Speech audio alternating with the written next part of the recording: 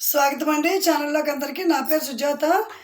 ప్రపంచవ్యాప్తంగా వస్తున్నటువంటి ఈ కడుపులో క్యాన్సర్ అనేది సంవత్సరానికి కొంచెం 2-3% ఈ మధ్య తగ్గిందని ఆరోగ్య నిపుణుల సర్వేలు తెలియజేస్తున్నాయి.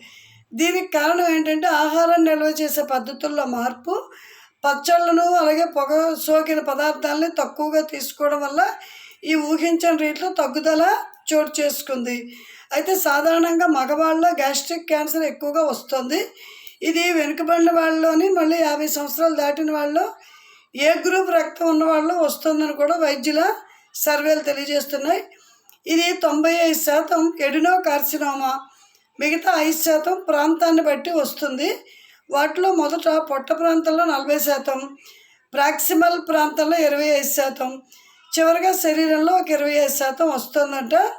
ఆ తర్వాత పెర్నీషియస్ ఎనీమియా, ఇది వంశపారంపర్యంగా వస్తుంది. అయితే దీన్ని గుర్తించడం కొంచెం కష్టం. ఆకలి ఉండదు, ఎక్కువగా ఎసిడిటీతో బాధపడుతూ ఉంటారు. గ్యాస్ట్రిక్ అల్సర్ మలేరియాతో లేదా హీమోటైనైసిస్తో వస్తుంది.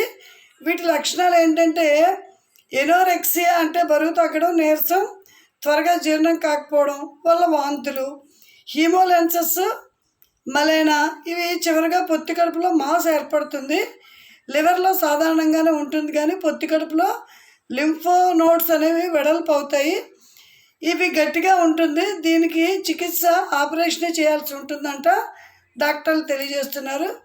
దీనికి కీమోథెరపీ మంచి ఫలితాలను ఇస్తుంది కానీ రేడియోథెరపీ అనేది ఈ క్యాన్సర్కి చేయకూడదని కూడా తెలియజేస్తున్నారు.